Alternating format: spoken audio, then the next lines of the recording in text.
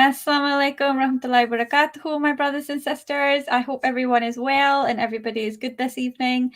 It's 6 o'clock here, and I was just saying to the brother that I've just got my kids sorted with food and everything so I can sit and have this great conversation. I'm so excited today because I've got such a special guest on, a revert brother by the name of Sam of Somalia. Is his YouTube. If you've not checked it out, please go and have a look because it educated me. I was just telling the brother.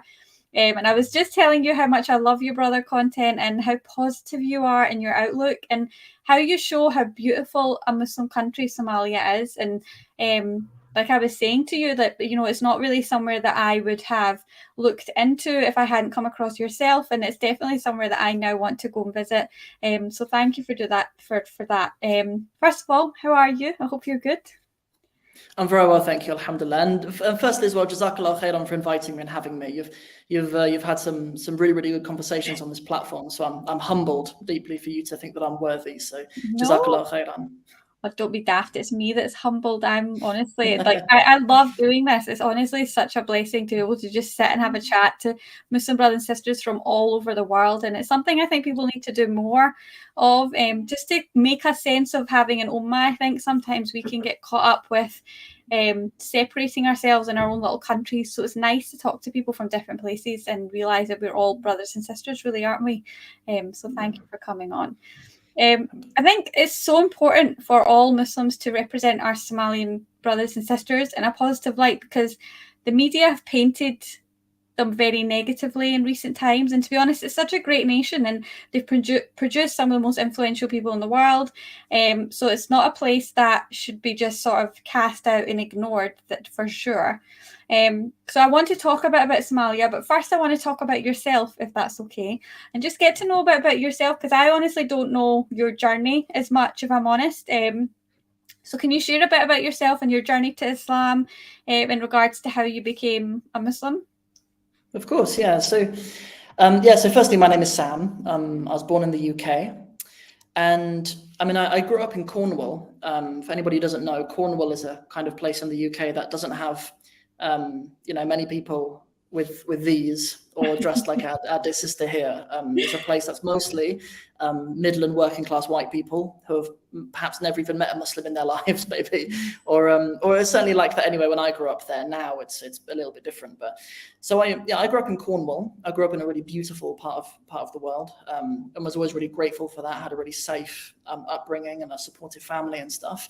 In terms of like my religious upbringing, I had like some education in the Bible. Like my family and my surroundings were kind of in and out of that, really. Like my family aren't like a deeply religious family or anything. They weren't like a church-going regular family growing up. But I was inclined that way. Like even from when I was quite young, I understood that this life that we're living, it does require answers, and without them, you can very easily live a very purposeless life, really, without them. And I don't know if perhaps when you grow up in the countryside, you have a bit more time to think and a bit more time to contemplate and stuff. You're a bit more inclined towards asking those kinds of questions. Certainly among the other revert brothers that I know from Cornwall, that they certainly feel like that as well. So my kind of the way that I kind of found Islam was when I was at college. I wanted to do more languages, but I started doing German and I was just horrible at it. And my German teacher was like, "You're just awful at this. You're not allowed to do German." So I was sent to the office of my supervisor, and he was like, "Well, we've only got space for you to do religious studies. You've only got space to do studies of religions." And I kind of reluctantly said, "All right, then I've got to do a 4th A level, so I'll do that then." And in that first term, we studied all kinds of world religions: Buddhism, Hinduism, Taoism, different denominations of Christianity, as well as Judaism. And then we came across Islam, and like I was really kind of blessed to have a teacher who wasn't ideologically pro or against Islam in any way. To be honest, she would admit that she just wasn't very educated in Islam. So she was just really finding like Muslims resources online and then just sharing them with us. Like she didn't kind of impose any values on it any more than she would do on Hinduism or Buddhism or anything. Mm-hmm. And I'd say in the beginning, when I first came across Islam, I just thought that it was another foreign religion. I thought it was just like Hinduism or Buddhism or whatever. And there was this one week when my supervisor sent us this assignment where we basically just had to go home, go onto Qur'an Explorer and listen to some surahs of the Qur'an and write about how it would make a believing Muslim feel. Because she had heard that this Qur'an is important to Muslims apparently, and apparently its recitation is important, and you know, like it's like with the remembrance of Allah, the hearts find peace. She'd heard about this stuff, and she was like, I wonder if I can make an assignment about it. And I went back home to my bedroom in the Cornish countryside and put on my headphones and just pressed play on Surah al-Baqarah, and I found myself sitting there listening to this recitation, and I knew from Alif Lam Mim that it would change my life. Like I knew when the Qur'an came out of my headphones. I couldn't really explain it at the time. It was like, growing up, I'd sometimes listened to songs that touched me in some way, and then I was sat listening to Surah Al-Baqarah, feeling that for like 2.5 hours. And subhanallah, like I don't know, it'd be sometimes I sit and contemplate like what actually happened there. Like the Arabic language, even from then, was something I knew I'd spend probably the rest of my life learning and teaching. And I thought the Qur'an was something so powerful. And that's all I really thought of it at the time. I didn't really know much about Islam, to be honest, but I just knew that I really loved the Qur'an as a book. And at that stage in my life, I'd have been like 16 years old. I used to do a paper round in my village, and I downloaded sort of Baqarah onto one of those little iPods they used to have, not on the shuffles, but I had like a yellow, I had a yellow one, So I downloaded it on there, and I used to listen to it and try to like follow up, try to recite it along while I was doing my paper round in my village. That's mad. That like I've never heard that before. Mashallah, subhanallah, like just from reading that. I mean, born Muslims, I've never even heard born Muslims that feel like that. So for someone that had never read it, or mashallah, that's you must feel, people must feel that there is a God when things like that happen. Like there must be, if that feeling doesn't come from nowhere, right? Yeah. Like I didn't, at that stage of my life, to be honest, I didn't really want there to be a God. Like it would have been quite convenient for me if there wasn't.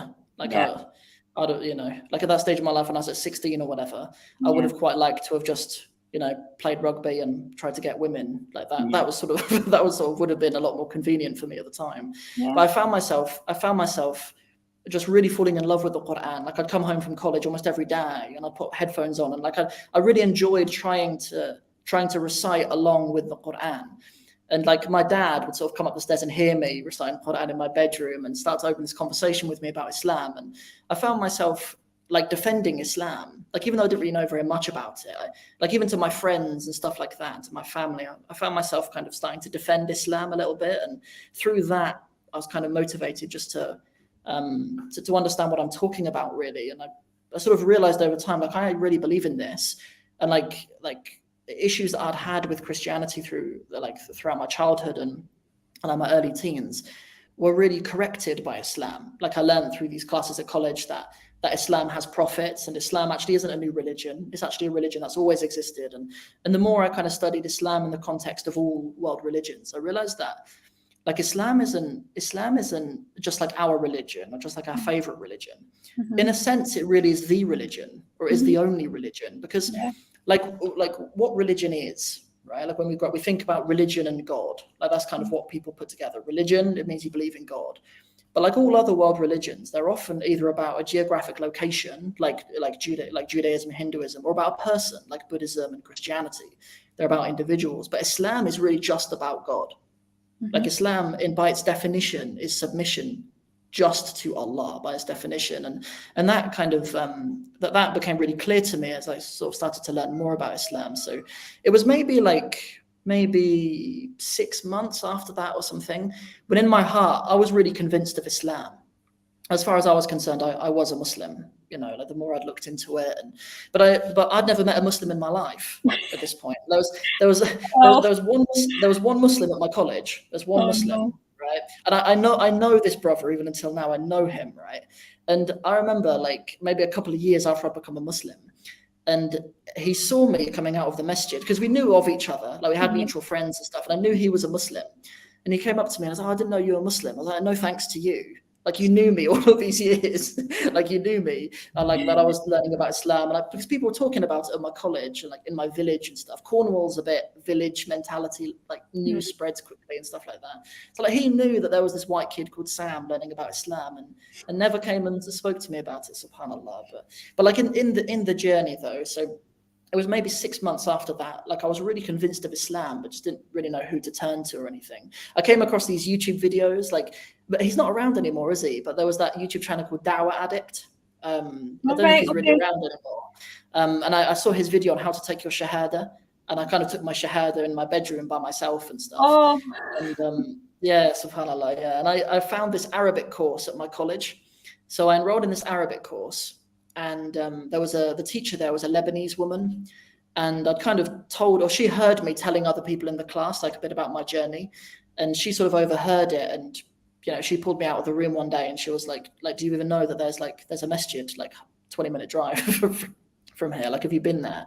And I like, as I say, like I'd never met Muslims. I didn't know like who to trust. I'd heard that some Muslims are bad, and I'd heard about bad things, and I'd heard that there are some masajid that are actually for Shias, and I'd heard that there are some masajid where they do other stuff, and like I just didn't know if you should turn up to the masjid, but I really trusted this woman. Like, she really kind of I don't know what it was about her, like, but I trusted her. She seemed good, and she put me in touch with this Qur'an teacher there, called Abdul Salam, who ended up being my Qur'an teacher for a very long time actually afterwards. He taught me the whole of Juz Amma, whole of Juz Tabarak. So I did a few juz with him. And so I turned up one Sunday to that place, and like I did Qur'an lessons there for a little while before they realized that I hadn't actually like taken I wasn't really a Muslim. Yeah, it's strange, isn't it? Because as far as I was concerned, I was convicted of Islam. Like I was greeting them with salam, and I'd taken a shahada in my bedroom or whatever. But it sort of dawned on them that I hadn't like taken my shahada there. Yeah.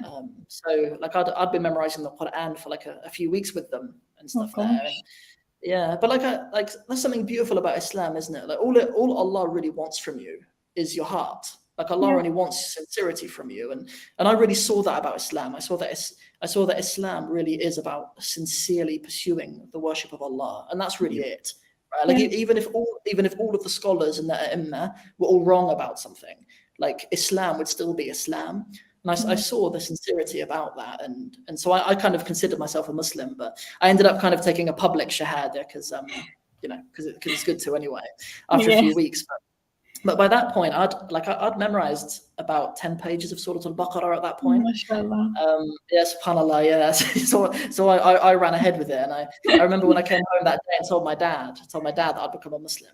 Like he thought I'd been a Muslim for ages because I've been telling him about it for ages. I came home and I was like, Dad, today I made this really big decision. I became a Muslim. My dad was like, what do you mean? I thought you became a Muslim months ago. How did they take it? I mean, they seemed like, from your dad, reaction, they seemed really open and like were okay with it. Was it quite a shock for them initially when you started looking into it? Yeah. So the context that I kind of grew up in that environment is I'm not just from Cornwall. Like Cornwall is quite like a traditional environment anyway, like quite a traditional and socially conservative, I'd say, environment in lots of ways. But then I'm from a village in that environment. So not only am I from a place like Cornwall, I'm from like a small fishing village, and you don't get to become a Muslim in a small fishing village in Cornwall without some pushback. So yeah, but my family, they were more worried for me rather than about me. They were worried what other people would say to me, or worried how I would handle it. When other people found out that I'd become a Muslim. So it was more about that. I mean, like I've got a big brother and I've got a little sister. Right. And so I became a Muslim when I was about 17. So when you're 17, the boys are testing each other a lot at that age. Like that's an age when boys are becoming men, and you're kind of jostling to sort of prove yourself a little bit. So that was character building for me. Like I had some I don't know, I had some difficult times with all my family and my big brother and my little sister. She just rolled with the punches, really. Like other people asked her at school, is your brother in Islam or whatever? And my sister having to kind of learn about Islam to defend me in her RE lessons and stuff like that. Let me learn about Islam. Yeah, I remember. Yeah, but like, I'm so grateful to all of my family. Like, wallahi, you will never hear me say a bad thing about any of them. Like, Mashallah. love them so. I love them so much. I'm so close to them, and I know that they've protected me and defended me from lots of things. Like, I know they have, but particularly all of them actually. But yeah, so to answer your question though, it was more a case of them being worried for me. But that's beautiful to hear that, because again, I don't hear that a lot from Revert brothers and sisters. I do hear it, but there are quite a few Revert brothers and sisters that get quite a lot of pushback when they become Muslim and come to Islam, and I find that really sad, because becoming a Muslim is such a good, beautiful thing, and it must be hard when your family aren't behind you with that. So it's beautiful to hear that there are families that are so open-minded, and may Allah guide them all to Islam, inshallah, one day. I know that would be something that you would dream for them, and that would be good. What led you to go to Somalia then? What was sort of the deciding factor in you moving there? Because that's quite a big jump. Of course, yeah. So yeah, that's an interesting story. So I guess there's a bit of backstory into how we kind of got to that point. So after I'd become a Muslim, and I'd learned some Arabic at my college, I decided that I'd do an entire Arabic language degree. Like, I knew that I wanted to commit myself for a long time to learn the Arabic language. So I chose to do an Arabic language degree and move to London. And yeah, and I went to a really cool university in lots of ways. It's there's just for someone like me who's come from a place like Cornwall, I went to a university where you can learn like all African and Asian languages. Not all, because there's thousands, but I mean many African and Asian major African and Asian languages. And there, I think it was just after my third year, I had this opportunity to go and be involved in the da'wah in Uganda. I was at a masjid in Plymouth with like a few other Revert brothers. Yeah, because by that point, there was quite a community of us Revert brothers in Cornwall as well. And we used to get the train up to Plymouth. Plymouth is like 1 hour on the train maybe from us. And Plymouth has more masajid and more Muslims and stuff. And yeah, one of the brothers who was working at the masjid in Plymouth, he was looking for like a Revert brother who was English, who was educated in the Bible to some degree, to go and do da'wah in Uganda. Like, it's kind of like, and basically debate missionaries from America was like a big part of it as well.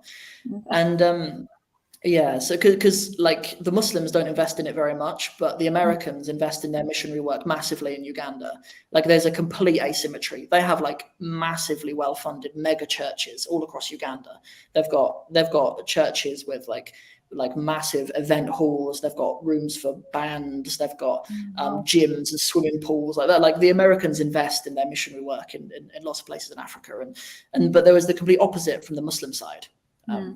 You know, in Uganda, when I was there, maybe it's improved now, but when I was there, there's no Arab funding for anything that I could, certainly not then anyway. We're talking about like 10 years ago though, so maybe it's changed now.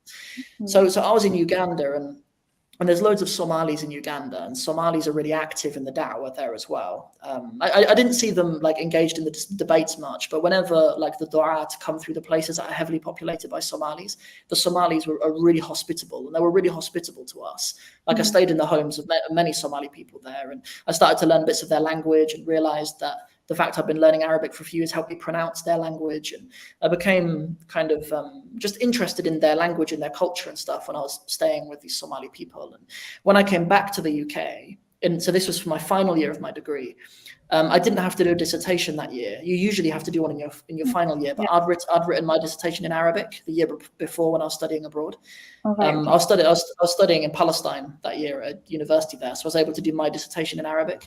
So anyway, that was out the way. So I had this kind of open module, and my supervisor said to me, "Why don't you learn like an African language that you'll never get a chance to learn again? Like, why don't you learn Hausa or Swahili or Igbo or Zulu or something?" And I was like, "Do we offer Somali here?" And he was like, "Yeah, do you want to do Somali?" And so I picked up Somali in my final year of my degree as well. So subhanallah, like what places in the world can you do that? You know, it's subhanallah. So I did like a full year of Somali that year, and along that journey is when I met the woman who's now my wife, and I kind of was kind of married into the Somali community to some degree. Yeah, but my wife and I, the obvious move isn't to Somalia. If you want to move to a Muslim majority country, Somalia is not the obvious one. Like even for Somali people, right? Like there's loads of Somali people obviously living in loads of other Muslim majority countries. But for us, it was really about where do we have the family support network? Because if you're gonna move to another country, so loads of people leave the West and then they end up coming back in like a year or two or something like that. And I really wanted to give us a better chance than that. And I also wanted my children to have a strong connection with their mother's heritage, basically. I wanted my children to be fluent Somali speakers. I wanted them to be familiar with how to live and go about their lives in Mogadishu as well. And I just didn't think that we would have those things elsewhere, because we've got a big family support network here. Like we've got loads of cousins and aunties and uncles and friends and other family members and stuff. Like my in-laws, they're not like fourth generation in the UK or something like that. Like my mother and father-in-law got married in Somalia and they grew up in Somalia. And then some of my brothers and sisters-in-law were born in Somalia. So like it's not like a long time ago. Like in some cases in the UK, like we've got lots of, for example, like our Bangladeshi and Pakistani brothers, there are some that are like third generation in the UK. And like, oh really? Okay, right, yeah. So like, right, okay, yeah. So they're like back home. Yeah. It's not a completely strange country. I don't want to say that, but it'd be harder to go there, if you know what I mean. I'm just saying that for my in-laws, like they're really well established and we have a big support network in Mogadishu. So even though it's intimidating and the news coverage about Somalia is not it's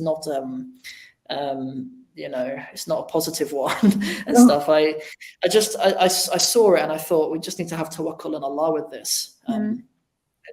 So that's kind of that's sort of some of the build up as to how we got here and why we made that decision for Somalia. MashaAllah. Well, I mean, I think it makes a difference when you've got someone that's from that country. You said you know your wife's from Somalia, so she would have obviously had a part to play in that. And like you said, it is important, especially when you have children. You need to have. They say it takes a village to bring up one child. I don't know how many villages you need to 2 or 3 children, but you definitely need enough family around you to just get a little bit of support. So I completely understand that move. How did you and your wife meet? Were you both studying the same course, if you don't mind me asking? How did you approach that sort of marriage process? Because I imagine it would be different for you and your family, and it would have been different for her and her family, and how that sort of happened. Okay, so no, we weren't doing the same course, but she was studying. She was studying at a college near my university, but she was studying sign language. So she wasn't doing her degree in Arabic. She is actually a fluent Arabic speaker, but she was doing her degree in sign language. And like when we just kind of met around the university, like in the library. I saw her once, and we bumped into each other a few times in other places. And I really admired her as being a person who is interested in languages and stuff, because she started to lose her hearing when she was 8. She got an ear infection when she was younger, and she started to lose her hearing when she was 8. She was living in Saudi Arabia at this time, and she didn't get the medical care that she needed, and she lost her hearing in one ear and like had severe hearing loss in the other. And so like being from a Somali family and having to speak Somali at home, she had to learn Arabic in Saudi Arabia. And then as like a young girl, she's having to start learning Arabic sign language as well as a young girl. And then comes to the UK and has to learn English and has to learn British sign language as well. And I saw a really courageous woman in her, and I really admired her. So quickly I said, let's get the family involved, inshallah, and then the rest is history, as they say. Like the process from when like I first found out that she was a human on earth to when she was my wife, it was about 4 months. It was about 4 months, I think. That is like that is belief in Allah for sure. That is fast.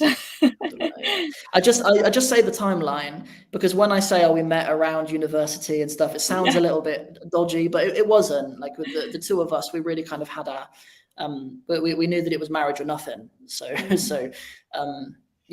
within probably like a couple of weeks or something, I was sat next to her brother in the living room at their house. Mashallah, that's amazing. That's an amazing story, and what an amazing woman. I mean, mashallah, you know, may Allah bless your family, bless your wife and your children. But that's I can completely understand why you would be drawn to someone like that who's been through so much and is still, I mean, to learn so much. And you know, we take things like that for granted. I know I definitely do. So, mashallah, that's a beautiful story. Talking about marriage, I recently started a sort of marriage counselling and relationship management service because I found a lot of people are struggling with marriage recently. When I started this, it was about parenting, and it sort of led into marriage because I talk about my husband and I quite a lot, and a lot of people are really struggling with marriages, especially in the West. So if anybody is, got any issues or needs any help, please come and join the Halal Growth Hub. There's huge demand in Western societies and new revert sisters as well. So sisters, if you need help or guidance in marriage and even other aspects in your life, please check out the link in the description. I don't know if you find that quite a lot, brother, as well, that people are struggling right now, sort of marriage-wise. How long have you been? So I'm right at the trouble point. We've been married just over 8 years. So 8 years is when people have their troubles. We ask Allah to protect us. We're okay at the moment, alhamdulillah. But apparently 8 years is the point when a lot of people have issues. But, so we've been married for 8 years. MashaAllah. Alhamdulillah, yeah. I mean, so I think the marriage situation is the Wild West out there. It's really, really difficult. Like I know brothers who are trying to get married, and I know sisters who are trying to get married and stuff as well. And it is the Wild West out there. I don't know if I think just generally in our communities we're not as supportive as we probably should be. Like in the masjid and stuff, I think that there should be more of an effort from the men. Really, I'll probably start by putting it on the men. Actually, I see some men who have sisters and stuff, and I think why aren't you bringing men for these women? Yeah. You know, and even for me sometimes, for the women who I know and I'm related to and stuff and I care for, and if I don't have friends around me who I would want to introduce to them as husbands, I really check myself on that. I'm like, Sam, you have not got good enough friends. Yes. Like you need to be attracting rijal into your life. You need to be bringing men into your life somehow. If you don't, if you've got friends but you wouldn't want them to marry women who you care about, I think we should maybe. I think a big part of it comes from the men. I think from a point of accountability for us first, though. I try not to concern myself so much with what we can put on the women first. I try to start with it from the men. I think in the masjid and stuff. I think it's so important for the men to be in the masjid for this as well, because you just get an idea of what men are about as well. Just one benefit of it is which men are about and which men are coming to the masjid to pray and stuff. But out there. Number one, I think our communities are not facilitating good marriages. And then also when we get into them, I think most of us are utterly ill-equipped to execute our responsibilities well in a marriage. And then as well, in our defense as well, the input that we get from social media and stuff as well and from movies is completely contrary to marriage in general, let alone an ideal Muslim marriage. Yeah. So I think the Muslim family is under attack from all kinds of different angles. So it is the Wild West out there. May Allah make it easy for all of us. I mean, you couldn't have said that more beautifully than I could think about it, because it's true. And people are struggling to get married, to find marriages, to stay married, and there's so many divorces happening in our ummah and just in general as well. And I think the one of the main issues is that people don't know their roles. People don't know the wife's role and the husband's role, and people think because, like you said, with social media, feminism, all these things coming in, that it sort of skews people's ideas of what is actually my role. And actually we should be looking at the Qur'an and looking at hadiths and actually looking at what Islam is stating, because it doesn't matter what time we're in, what era we're in, that's always going to work in a marriage. I agree with you, brother. We do need some help for sure. I think part of it requires maybe a more nuanced conversation sometimes. Sometimes when I look at the comment section of a particular video online or something, or a lot of these conversations that we're having on YouTube now about marriage and stuff, a lot of people are coming to the conversation with huge baggage and frustration from a particular angle. Yeah. And sometimes the content that we're putting out there isn't sensitive to what what issues people are actually having individually. But sometimes I've even sat and thought to myself, like, should we even talk about marriage publicly like this? It's like we've got all of these Muslim youth who have a sickness, and we're trying to be doctors and saying this is what you do for sickness, rather than sitting down with each of them individually and saying like, well, your sickness maybe needs this bit of help. And like recently I've been thinking about this with my content about Somalia, and like looking at just generally the reaction to it. Like, I'm coming to the world talking about Somalia from a background of Somalia being attacked in the media. There being movies like Captain Phillips and Black Hawk Down that completely present Somalia as a barbaric place. And when I do that, I have that perception that like the world thinks like this, and I'm coming to counter it. I'm presenting all of this positivity about Somalia. And then I step back and I think, well, or should I be balancing the conversation? And I really align this with feminism, actually. Because like when I try to listen to sisters who kind of resonate with feminism, they're approaching the world with a position that men are awful and women have been really, really oppressed by default. So there needs to be like a really aggressive for women and against men push, right? But I would understand that if that's the situation on earth. But as you said, we need to bring it back to the Qur'an and the Sunnah. Like we really need to bring it back to the Qur'an and the Sunnah. But what parts of the Qur'an and what parts of the Sunnah? Do you know what I mean? Like let's say, for example, there's something from the Qur'an. الرجال قوامون على النساء. The men have authority over the women. Yep. It's from the Qur'an, right? Like, but a lot of sisters would come forward, or maybe even brothers as well, or anybody who's aligned in this way, if they come from a position of that, because there's a prevailing idea out there that women aren't doing anything wrong, and that anything that like sisters might be doing wrong is a result of the men not doing their job properly. Yeah. So like if you come from that position, you might say, well, why are you bringing that ayah now? Like like there's other ayats that you need to bring about the women's rights and about her rights in divorce and about her rights for provision and all these other rights. So it's a really challenging position to be a person who's creating the content, because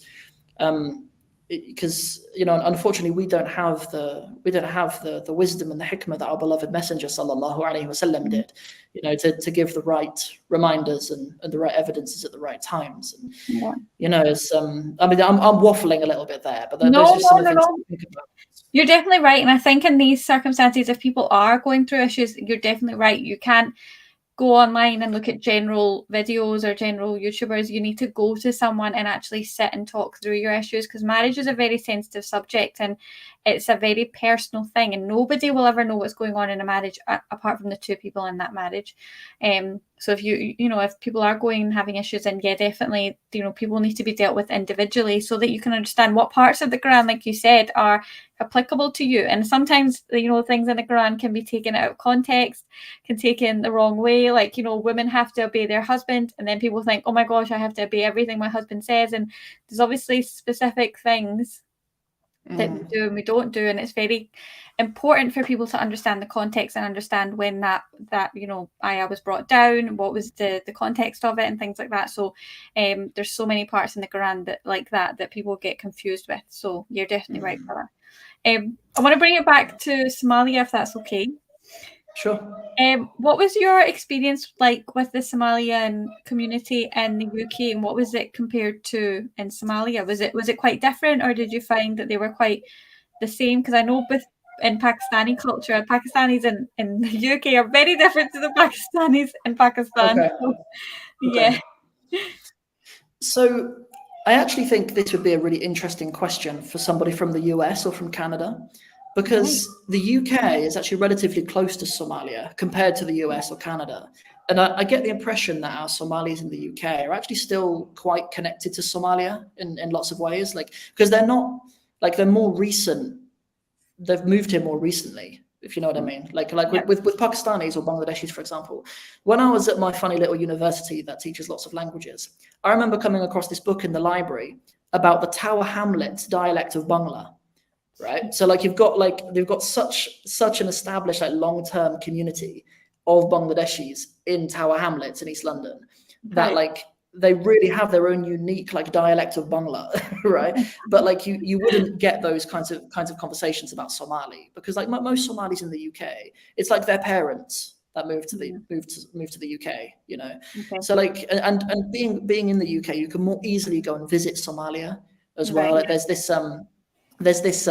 thing they have in the Somali community called Dhaqan Ilis, where basically if you have a kid who's just becoming a bit wayward, you'll send them back to Somalia to go and like learn their religion and learn their culture better. It's called Dhaqan Ilis.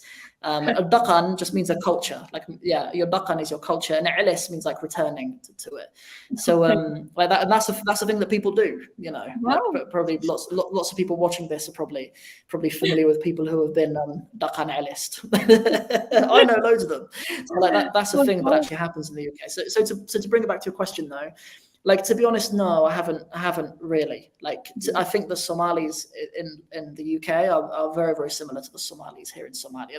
There are some differences, like in mannerisms and stuff. Like here, Somalis here can spot someone from the diaspora. They even use the term diaspora. Like if you're from the diaspora, they use that term here. Like the most recognizable one is how you walk. Like here, I'm going to generalize so much here, but it's just an observation, right? Okay.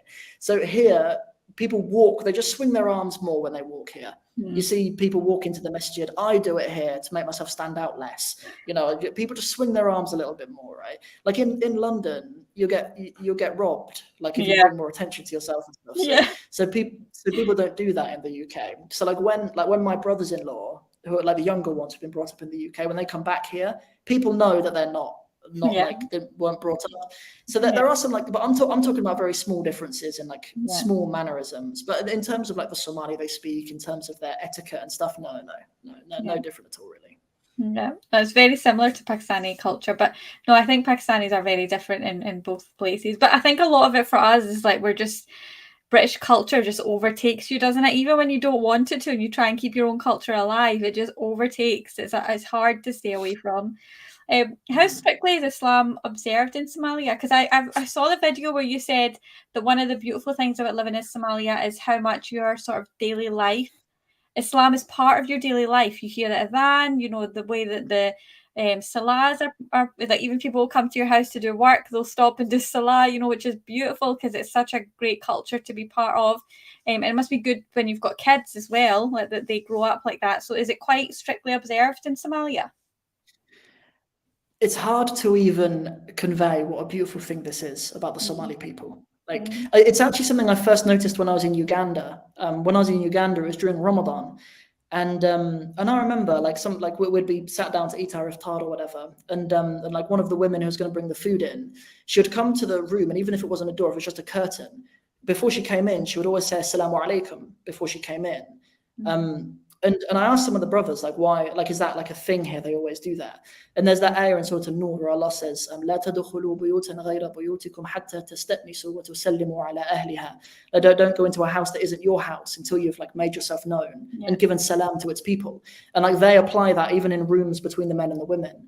And so like not just Islam in terms of the things that really are the basics in our religion, like praying the salah, like observing hijab for women, observing the salah in the masjid for the men, things like that. Like even beyond that, like I'm talking about real tarbiyah and akhlaq and the real etiquettes that are really embedded in the people here.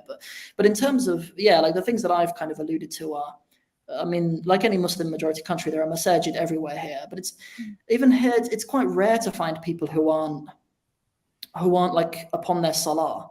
It's quite rare. Like I've even talked about like even people who you don't perceive as like religious types or whatever, like people who come and install the internet or people who are like taxi drivers or whatever, like they're all on their salah. And when we have people come here to like fix stuff or whatever, like there are always people who are praying on time and stuff. And then as well, even like in our daily routine, the whole routine is like around the salah. As well, the whole routine is, you know, most people work here between like sort of 7 a.m. and like dhuhr, and they'll finish work at dhuhr usually. And like some people go back to work between dhuhr and asr, but like a lot of the routine is built right. It's easier to do that here because the days are like always the same length, you know, because of where we are along the equator. Like Salat al-Fajr is always about 5 a.m., dhuhr always about midday, asr always about 3, you know, maghrib always about 6. Isha always about 7:15, you know. So it's easier to kind of, it's amazing, honestly. Like how easy it is to have like a morning routine here compared to, I mean, may Allah protect you guys in Scotland, right? Like in June, okay, try having a morning routine at 1:30 a.m. when you have to wake up for Fajr or so, whatever it is for you guys, right? Like that is a big mushkila. That's a problem, you know. But here in Somalia, every day is the same length. Honestly, this isn't like a testament to the practicing of Islam, but something that has been such a huge relief for me here is that the children get tired at like 6 because it gets dark. But, oh god, my kids are still like 9 o'clock, 10 o'clock. They're 2 and 1, and they're still like, because it's still light, and I'm like, oh, when is the dark coming? But at the same time, I don't like the dark. So yeah, that must be great. Oh my gosh. No, it's exactly for the children. Like, honestly, may Allah make it easy for us, man. Like, we're not perfect parents, right? Like sometimes, like, I don't know, sometimes the kids are awake more than they should be or whatever, right? But like in the UK, honestly, in Cornwall, the days are later as well, by the way. So like if in London, it's Maghrib at 9, in Cornwall, it'll be Maghrib at 9:30.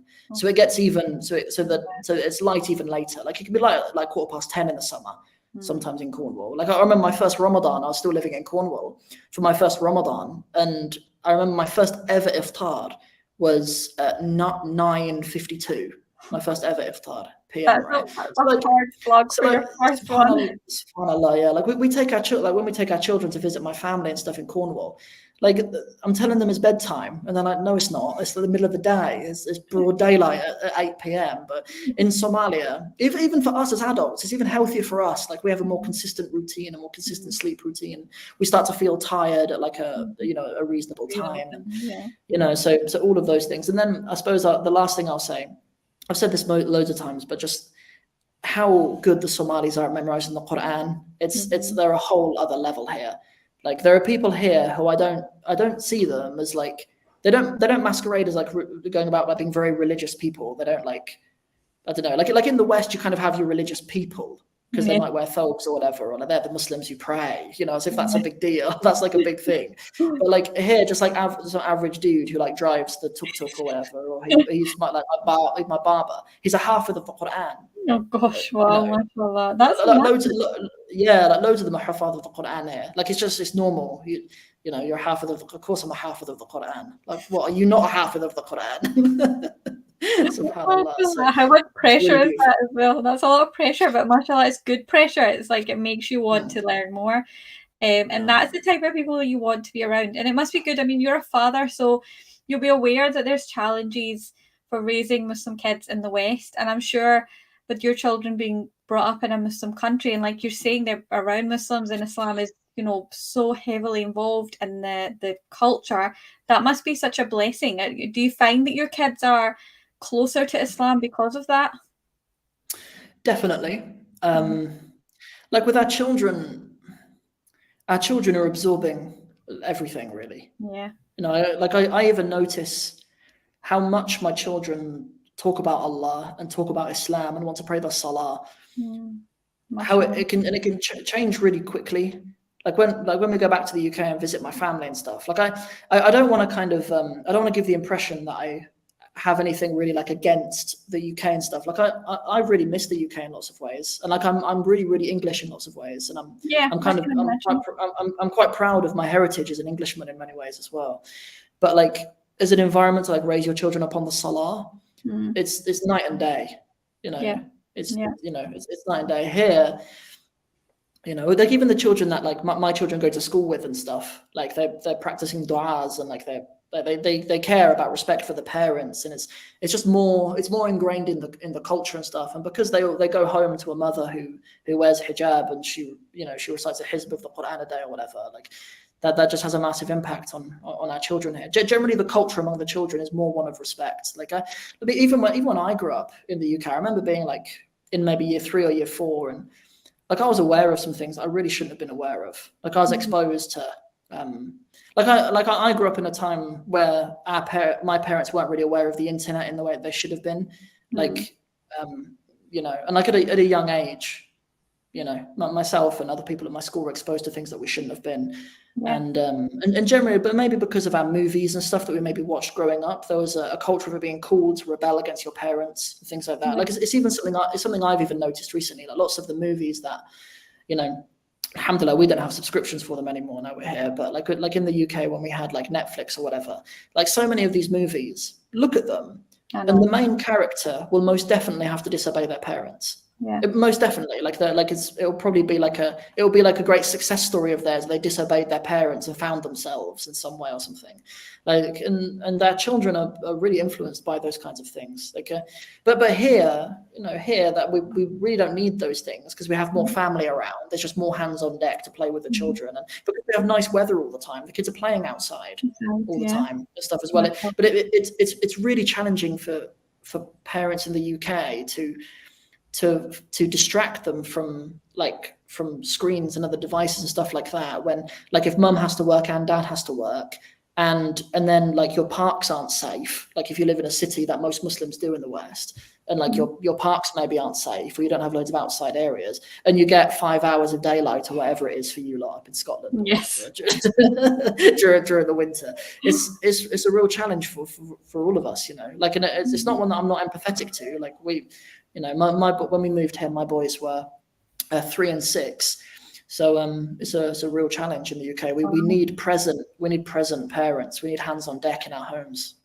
Yeah, it's really hard right now here. I mean, my kids are 2.5 and 1, and they're girls. I've got 2 daughters, and it's such an important thing for Muslim parents in the West to just be vigilant of, like you said, the un-Islamic filth that is part of our kids' culture that they're being exposed to, not just in schools, but just in general. Like you said, communities watch what they watch on the TV. You'll just switch your TV on and there'll be like drag shows that are like showing up and just random stuff, and you're like, how do you safeguard your children from that? So it's definitely such an important thing. And my husband and I, we created a sort of fellowship for Muslim parents to help them, because we felt like there was just so many parents that we would speak to, and we're like, what are we going to do? Like, we have to put our kids into mainstream schools. There was, people coming to me saying that their daughters, the mum wears a hijab, the father is practicing Muslim, they both are, and their daughters are wanting to wear short skirts and hang around with non-Muslims and be out and about. And they're like, what do we do? Because if we tell them no, they'll just rebel. And if we tell them yes, then they'll think that they're doing something right. So it's so hard for them. So that was something else that, we wanted to do, was to help people that have got child custody issues, have got issues with improving your children's deen and things like that. So there were so many things that people came to us about. And that is I definitely understand why people move to a Muslim country if you've got children, because that would be a big deciding factor for us. For me and my husband, and it's really important. Something else I wanted to clarify, which came to my mind when I was saying about a wife obeying her husband, I do think that that's important to do, unless your husband is telling you to do haram things. So just to clear that up, if your husband is telling you to do haram things, then you should not be obeying your husband. I just wanted to make sure, because sometimes when you have a conversation like this, you can't clarify things, and then sometimes people message me afterwards and like, that's not right, and I'm like, yes, you're right. So just to clarify that as well. But yeah, I respect what you said, brother. You're definitely right. And that must feel like feel light on your heart to know that they've got so much Islam as part of them, that you can put in the work, but the work that you're putting in isn't just going to get wasted for some teacher or friend to come and stamp all over it. So like you pick your hardships. Do you know what I mean? Like there are hardships raising children here, or in any foreign country. Like sometimes it hurts me. Like I love lots of things about England. I grew up there. I love the English language. I love English literature. Like I love our culture and our humor. I love many things. I grew up in a place that was beautiful. I love the rolling hills of the English countryside.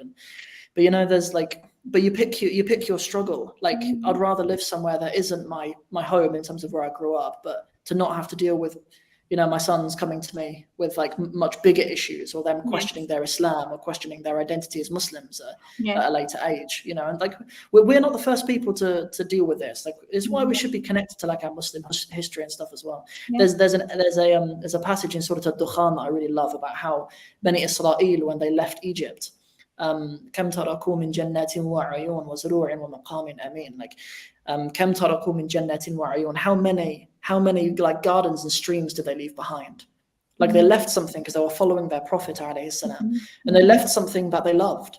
Yeah. You know, like, you know, and that's, it's not like we're the first people. It's not like we're going through something that it's something that unites us with believers that came before us. It's something that we should really take strength in when we choose a hardship that believers choose. You know, like when I try to keep a bit of an eye, like I try not to spend too much time in the comments because it drives me mental. Like it drives me crazy when I do that. But sometimes I look at like the top 10 comments or something like that, just to kind of get a feedback from the community.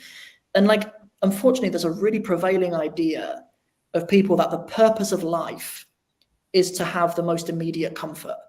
But that should not be the case for the believer. Like the believer should be willing to compromise their comfort for their values. Like the idea of making a decision based on your values is like, you know, it's like some mumbo jumbo to most people out there. Like a lot of the world are completely sedated by the idea of like getting a salary, living in a place that people respect, living in big, you know, great America, great Canada, living in these places. Like people are sedated by that, but rather than making decisions based on their values, it's incomprehensible to lots of people that you would compromise comfort for the sake of your values. But like, but that isn't the way that the mu'min should be orientated. Yeah, no, you're right. And I think a big part of that is the media. I think the media plays such a big part in telling you how to be and what to be, and because people are just, when they see a screen, they just zone right in and think that it's gospel, and they forget. Even Muslims, you know, Muslims can get caught up in that as well. I speak to so many Muslims and they're talking to me and they're using people like the BBC as a credible source, and I'm like hello, like that's just they're just people on a screen. Like, you know, be careful what you're watching. So I think you're right, brother, but I think a lot of that is to do with the media, and people, just like you said, they tick these boxes. Even when they look for a spouse, how much money does he have, what job does he have, where does he live, you know, all these things. And the deen is like 3 down. And then even when it's deen, they're not even looking at themselves and how much on the deen they are. They're wanting someone that's on deen. So it really does, people do compromise a lot, and you're 100% right. They compromise on their values more than they should. The other thing that's in the media quite a lot is how Somalia is painted, and how it's painted as such a dangerous place to go. Like I said to you, it's not somewhere that I would really have thought of going until I watched your videos. Why do you think there's so much prejudice against Somalia in the media? There is, yeah. So it's complicated, right? Like there are legitimate security concerns here, and real conflict is in quite recent history. Like lots of Somalis who left in like 2012, 2010, that sort of time, they remember a Somalia that was really hard. Like they remember a Somalia, like all of like the kidnappings and stuff that we hear about in the West, they're all like from back then. Like almost all of them, like you know, issues with like actual piracy and kidnappings of Westerners and stuff like this, they're all from like over a decade ago. But that's in recent enough memory that the city and the people are still on edge about it. They don't want that back. Yeah. You know, so like here, like if you come here, you will see checkpoints. Like you'll see people like who are armed and stuff. And I was kind of prepared for that because I'd lived in Palestine. Like I'd lived in Palestine for a year studying, so I'd been in an area of conflict, so it wasn't such a big deal for me. But people need to understand that like the signs of conflict or the signs of defense aren't the same as being in danger. That those aren't the same thing. You know, so it's complicated, you know. But there's like, I know the Home Office website and stuff, they all recommend that you do not go to Somalia under any circumstances, right? And but like, since I've been here, I wonder if part of that is that Somalia is a really difficult country to control by like foreign powers. It's a really difficult country to control. So like there's two sides of that, right? Like you don't really want your citizens going to a place or supporting a country which is difficult to have influence in. Like I think it's quite difficult for the British and for the Americans and stuff to have a lot of influence in Somalia. And Somalia has proven very, very resistant against colonizers and stuff in the past as well. So like there's that on one side, but then on the other hand, to give like the Home Office credit, you don't really want citizens of your country going to another country and then you not being able to help them if something goes wrong. Yeah. You know, like there is a legitimate side of that as well. Like Somalia doesn't have a British consulate. There's no British consulate here. So like, you know, so there's an embassy. There is a British embassy here. So there's two sides of it really. But I don't know, like I wouldn't recommend, like people can't really just come here And just like if you wanted to go to Istanbul, for example, you wanted to go to like some other city in Europe, like Madrid or something, you could just go on Google and you could just book a hotel and you could just get a taxi outside the airport, and you wouldn't need a contact there or anything. Like Mogadishu's not really like that just yet. It's improved loads, but like I wouldn't be able to do what I do if it wasn't for having such a big network of friends and family who can support me and stuff here. Like even the way like money works and stuff, like the society is basically cashless here. Like if you just turn up with cash from another country, we have a system here called EVC, where on your SIM card you have money and you text money to people. But like you kind of need to be able to speak Somali and know the codes and stuff to be able to partake in the to be able to partake in the economy. Like you need to know what the codes are on the phones to send money to businesses and send money to people and this kind of stuff. So like, but people can come here, but you need to just have the support network and stuff to make it happen. And this country, honestly, it's got such natural beauty to offer. Like it's such a beautiful place, beautiful climate, nice people, amazing food. Like it's a place that, inshallah, as the country improves and becomes more stable and stuff, it'll be a beautiful country for people to come and visit. But at the moment, like I do kind of want to balance the positivity that I come with just some reality. I'm not trying to tell the world that just everybody should book a flight and come here and that there's no security concerns. Like you need to know what you're doing if you come here. Yeah, we'll all be texting you like, "Hello, help at the airport, please come." Yeah, so at least we have a contact in Somalia now, Sam. So hopefully, inshallah, if we come, we will definitely be hitting you up. Inshallah. I've noticed you said that you speak Arabic quite fluently, as you've demonstrated quite a few times, mashallah. Your Arabic is beautiful, and you speak Somali as well. And you're an Arabic teacher from what I've heard. So how do you find both languages? Do you think they're quite different? You seem to love languages, mashallah, which is great. So I really love deep human connection, really. And I've found language to be a powerful way of accessing that. And I also love human Allah connection, and Arabic is quite important for that. So like I love languages in that saying that you will learn someone's language is a pledge that you're willing to learn for somebody. Like you're willing to look silly for somebody. You're willing to make mistakes for somebody. You're willing to change the way that you think about the world for somebody. And I think that's a really like beautiful way of just pledging a friendship to somebody. So I really love languages. I've dipped my toes in lots of languages in my life. But Arabic and Somali are two that I've gone fairly deep in. Are they similar? Yes, but not as similar as a lot of people might expect. They are linguistically, they're from completely different families. Like Arabic and Somali are as different as, say, English and Turkish or English and Russian, let's say. Like they are as different as that. Some people get this idea that like Somalis are Arabs and like that like Somali and Arabic are like as similar as like Spanish and Italian or something like this. They're not that similar. They're not that similar at all. It's comparable to like Spanish and Russian, maybe. Like they're have some like Indo-European common heritage, but they're not in the same family at all. But that said, they have some similar pronunciation. Like the sounds that are difficult for us in Somali exist in Arabic too.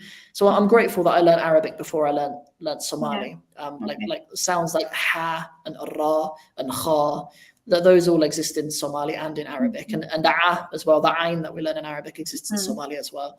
There's only a couple of sounds that exist in Somali that don't in Arabic. So like from a pronunciation standpoint, then from a vocab standpoint as well, just because of how close the countries are, like Somalia to Yemen, they're neighbors. So like there's lots of vocab has come into Somali from Arabic too, and so some similarities, but they're not like close languages. In fact, like, lots of linguists even believe Somali is older than Arabic, which is a bit controversial, but lots actually do. So Somali is at least 5,000, 6,000 years old, at least. Wow, I didn't know that. That's really some history there, actually. Mashallah, It's mad how much you don't really look at all the countries on the map. I mean, you sort of look at the big countries, don't you, that are everywhere, and then the actual smaller countries, you don't actually go into them. If we did want to come and stay and come and see Somalia, how would you recommend that just people from the West could do? I mean, do they have like holiday resorts and stuff there? I mean, I'm not going to lie, that just like with kids, that's like the simplest thing for me right now is just a holiday resort. But do they have things like that over there? I know you said it's quite difficult to just hop in a taxi and get to a hotel. So at the moment for Mogadishu, you'd probably need a local contact of some kind. You can just book a hotel. Like there are some really beautiful hotels along the beachfront here in Mogadishu. Yeah, like there's a few that I've been to a number of times. There's one called Elite, one called Pearl Beach. There's one called Dolphin Hotel. There's a bunch along the beachfront that they're beautiful. They are beautiful, beautiful hotels, and that you can stay in. But I'm not entirely sure what their policies are on foreigners staying there. I'm not entirely sure. Like for Mogadishu at the moment, I'd say unless you have like local contacts and stuff, give it some time for Mogadishu maybe. I'm not giving official travel advice. I will not be legally held accountable for anybody's travel decisions or costs. I'll just give that disclaimer. But in the north, there's a city called Hargeisa, which is like the northern part that they call Somaliland. So that area, according to the British Home Office, is more easy to go to. Right. It's a completely self-declared independent country, right? Like I'm always cautious with my language around it because it's politically contentious and it's not my place really. Like it's not my politics, So I keep my nose out of it. No, but it's a completely like self-governing, self-defining country, Somaliland, and their capital city, Hargeisa. Lots of my family have married people who are from Hargeisa, and Hargeisa is a city that you can just fly to, book a taxi, stay in a hotel there, But it's not on the coast though, Hargeisa. But there are other cities in Somaliland which are. But I've never been there. I've not been there yet. Loads of my family have, as I say, like loads of my family members are married to people from Hargeisa as well. But there are other Somali speaking places, like Djibouti is a country where Somali is spoken a lot, and there's lots of Somali speaking areas in Kenya as well, which are perfectly fine to go and visit. But I'd really invite people just to keep their eye on Mogadishu because it's a place that I really love, and it's a fascinating place. No, inshallah, hopefully over the next couple of years, inshallah, it'll improve and people can come and go as they please. It'd be really lovely to visit, like I said.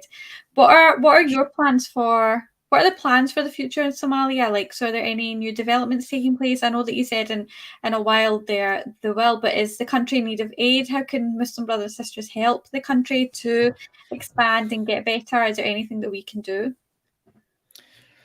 The thing that I want to see the most is people speaking well of it. Like there are big kind of aid campaigns for Somalia. Like there are reports by lots of NGOs that say there's about 1.8 million children who are in need of food. And when there's like emergency aid like that, the Muslims should come to their aid. We should absolutely come to their aid. But sometimes I look at adverts, like a charity might make an advert about, poverty in Somalia. And I look at this advert and I think this is an attack on Somalia's reputation. Like this is a slander against our beloved Somalia. This is like they'll make a video about like how Somalia is like this barren, war-torn war zone. There's no industry, no law, and so please donate through our charity. That by the way isn't 100% donation policy, by the way, or whatever, right? So like sometimes I look at these charity efforts and I think like I really love Somalia and I want to see a bright future for Somalia, and that requires a building of Somalia rather than a propping up through like short-term aid. So do give, right? It's important for a Somali child to have a meal tonight, right? Give. It is important to give, right? But at the same time, we shouldn't think that is the only solution. And a big part of that is about bringing a level of izzah back to Somalia. Like in the past, Somalia has had empires that have been feared throughout the Indian Ocean, have been feared throughout Africa. Like Somalia has a great history, and like now we have a situation where people are not speaking well of Somalia. So something that we should do is we should speak well of Somalia. We should, and you should challenge people. If people say broad negative statements about Somalia in general, we'll say, don't you know there's this funny little white guy who lives there perfectly fine? Send him to me. Send him to me. Yeah. Well, so I'm so glad we got to do this, Sam, because that is one thing that I wanted to do, was shed a light on such a beautiful country, because you represent it so well. So thank you for doing that. And I'm sure that the people in Somalia will be just as happy. And I'm sure you must get thousands of comments from people over there that are grateful for you for shedding such a beautiful light on the country. I do, but I'm grateful to them. I'm a guest in their house. I'm the one who's lucky. I'm the one who's lucky for them. So, yeah, I'd say so. But yeah, I don't know. In any case, we ask that Allah bless all of our countries, and keep all of us safe, and all of us who are going through any fitna, may Allah make it easy for all of us. Ameen. And I do recommend, like you said, if there are places that you see that you can help, just be mindful of what you're giving your money to. If you have someone that you can get in contact with someone from Somalia that you trust, send the money to them. I always say that if you can send the money to someone in their hand and they can give it to somebody else in their hand, 100% that money is going to the right place. So I would always recommend, if you can do that first, try and do that before going through these charities online. It does sometimes, you don't know where your money is going, so you want it to benefit the people that really need it, really, don't you? Thank you, brother, for joining me today. I know that it went over a wee bit than I said, but I really am happy that we got to do this, and I'm really grateful for you for taking the time out to come on. I know it's really late where you are, so thank you so much for coming on. May Allah bless you and your beautiful family, inshallah, and inshallah I can speak to you again. But yes, thank you for today. Jazakallah khairan for having me. It's been an absolute pleasure. Thank you. Assalamu alaikum, everyone. I hope everyone has a beautiful evening, and you too, brother. I hope your wife gets back soon, because I'm sure you'll be missing her. Inshallah. Assalamu alaikum warahmatullahi wabarakatuh.